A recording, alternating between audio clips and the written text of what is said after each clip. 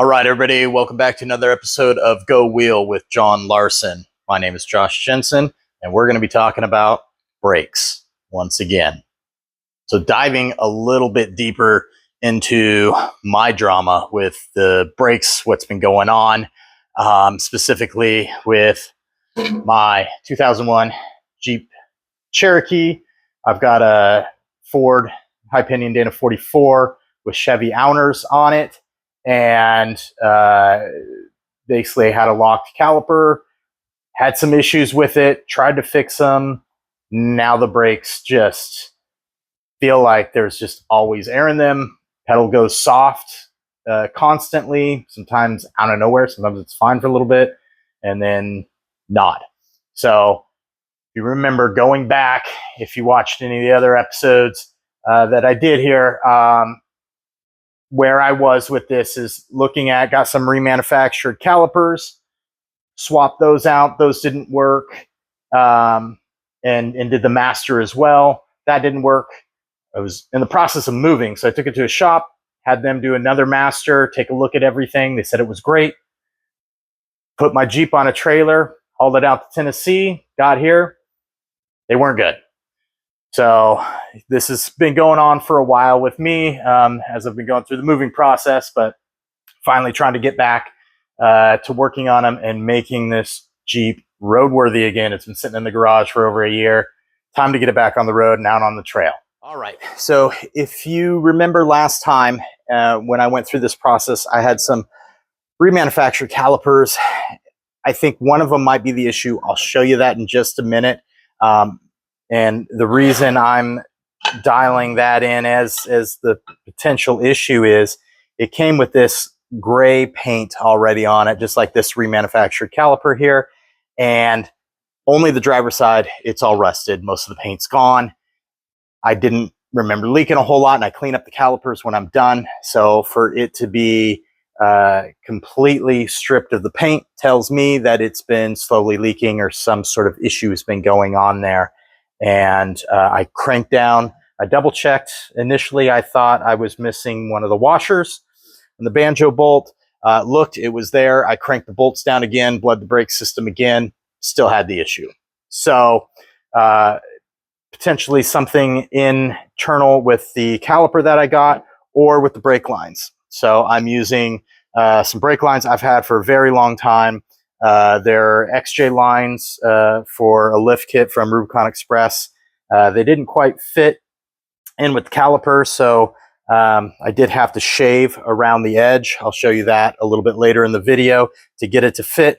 But long story short, they've been through some tough times. So I went ahead and got new brake lines as well. I went with these Russell kits here. They're DOT approved. They have APN fittings. You could put on whatever ends you want. So I've got the stock end, and then I've got the proper end for my brakes here, my new calipers. So excited to get something on that's going to fit, work well, and just eliminate one more thing going on there to ensure there isn't some sort of very small leak going on in the brake line or within the fitting there as well. Now, one thing that I learned, very important. I ordered these guys off of Jegs and was very, very, very excited to find these. And they are exactly, number one, these are not remanufactured units. These are brand new units. I wanted the best possibility to eliminate this issue, eliminate remanufactured components and whatnot. So I went ahead and bought these, way back in the winter, I think January sometime, from Jegs. They're exactly what I needed until they weren't. I went to put them on, and the rotors that I use on this setup, again, being Chevy Owners and Ford components mixed in, the rotor is actually from a Ford, which matches the Chevy trucks and the Chevy C10, the K5, and some of the other SUVs and trucks they had at the time. This is late 70s through the 80s. So was super stoked, went to put this on, and then it didn't fit. The rotors, I learned, mine are 1.25 inches. Everything on the Chevy stuff, as far as the large SUVs pickups, 1.25 inches. These were made for Camaros, El Caminos, I think, and Chevelles and things like that. Their rotors, although every other spec is exactly right, the rotors are 1 inch. So with pads in, it just barely would not fit in. And even if it did go in, it would just rub until it wore down and just wasn't the right fit. So huge disappointment outside my return window because I take forever to do stuff. So these guys have to figure out what to do with those. They're just a paperweight for now. But so you don't make the mistake I did. You can do a couple things. One, go down in the fine print. Read what they're actually made for. I was flipping through so many different things. They all look exactly the same. Thought, great, I'm done. When I went back on the website, it was properly marked. So nobody but to blame myself on that one.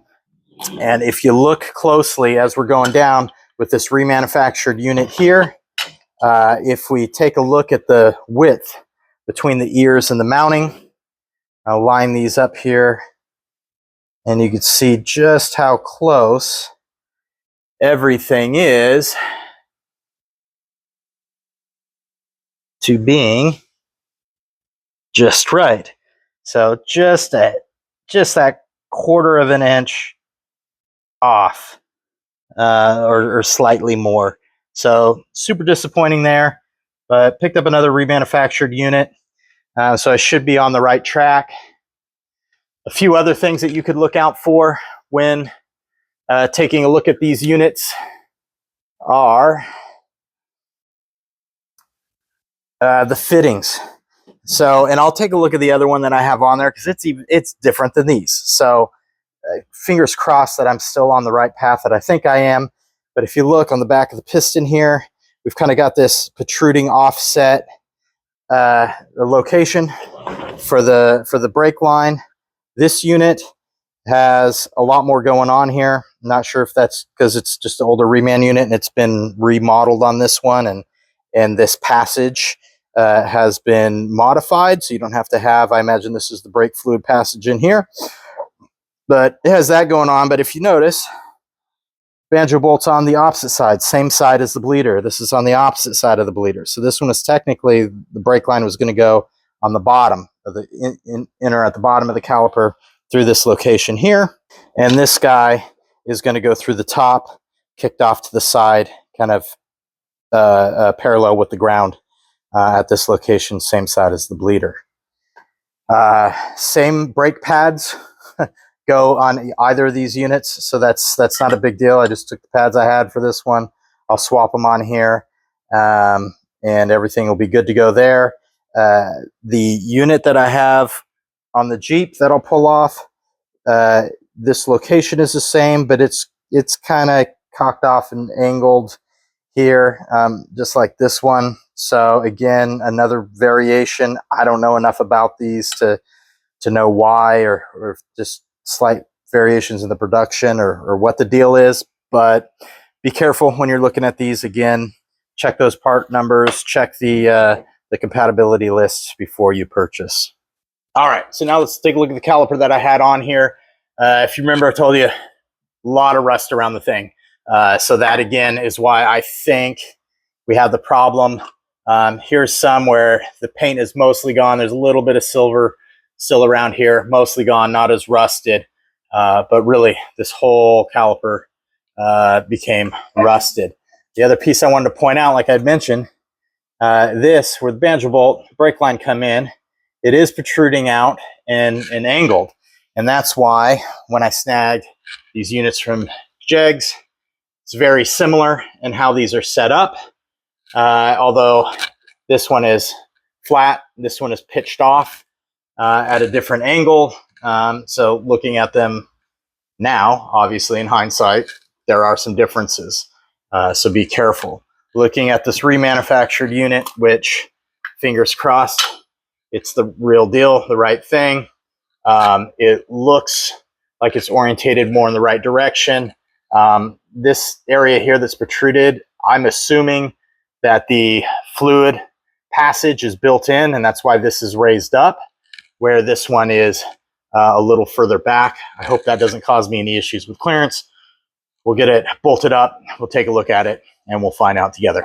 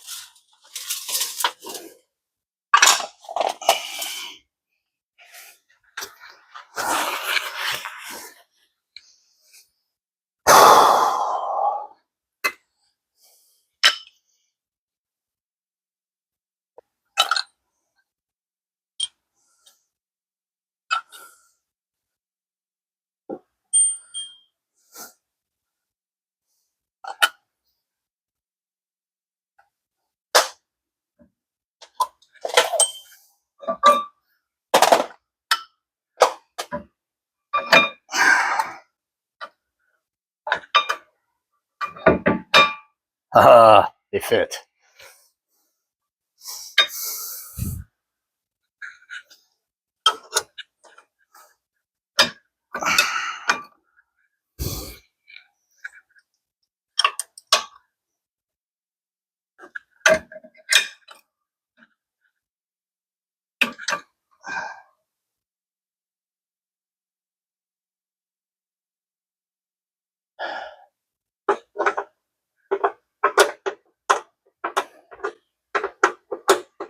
Sweet.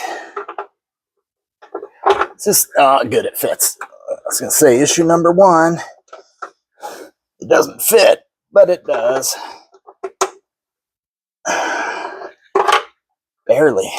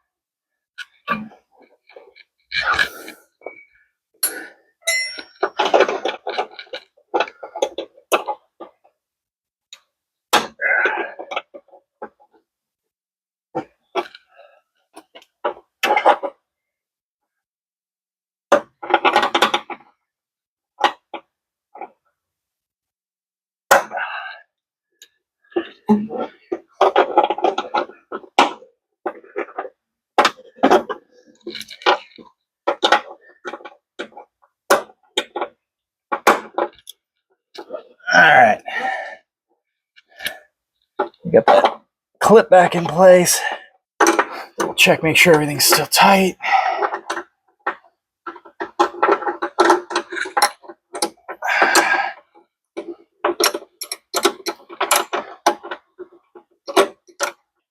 Another thing that I didn't mention that you want to watch out for, I went ahead and I mounted the caliper to ensure that my brake line, as I was putting it on, didn't do some kind of crazy loop either into the coil, the shock, the tire, anything else it could rub into. So now it's moved back and it's naturally away from the suspension components. Of course, when you start to flex and go out on the trails, the point from here to the caliper will straighten and that'll change and start getting in the way. So you want to make sure it's clear at full cycle all the way through. Another thing you could do if you're having trouble keeping it away from areas you want to keep it away from, you could use some sort of bungee or some kind of rubber band, hook around your brake line and fasten it somewhere to the frame. So it will stretch when you're flexing, but it'll pull it back out of the way of your components when you're done. I've seen that. I've never had to do that, but it seems like it works pretty good if you're having that problem. Brake line's tight here, fairly tight here. I'm going to double check my banjo bolt. Go ahead and tighten everything up. Seems like a fit. Seems like a winner. Now let's hope everything bleeds fine and everything's good. I'm also going to change on the other side. I'm not changing the caliper since all the paint is there. Everything looked fine, but I am going to change the brake line on the other side as well. I'm going to do that now before I bleed the system, bleed it all at once, check everything at once, because my hope is as soon as this brake system is bled and solid and no more issues, I don't have to touch it again for a very, very long time. So that's my hope, and we'll see where we go from here. But so far, so good. Now, one thing I forgot to mention as well. I like to put a couple drops of Loctite just on the threads. Be very careful not to get it anywhere else, just so I don't have any problems down the road with bolts backing out.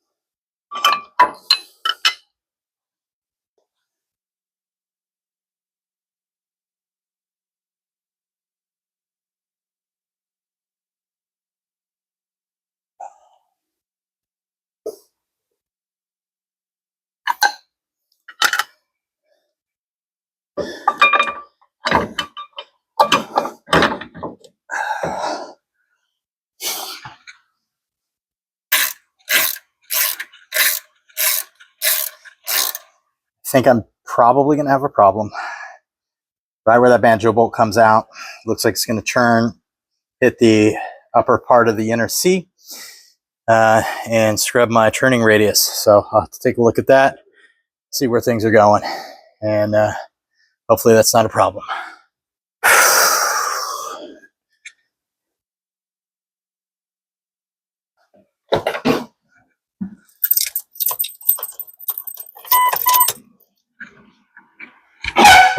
Not even that close. We got about, I'd say, where are we at? Focus, camera, focus. See if we can see some light. Kind of hard to tell. Camera, there we go. There's some daylight at full clock. Everything looks good, non-obstructed. Everything fit, bolted up. Happy so far. All right, big shout out to my 11-year-old Luke, who helped pump the brakes for the first time, learned how to do that, and went ahead and bled the fronts, starting with the passenger, then the closer, got majority of the air out, got some pressure in that new caliper, then went ahead and started in the back and did the normal rotation, bled everything again, just to make sure all the air was out of the system. At least here, pedal feels real firm, real nice, the way it's supposed to be.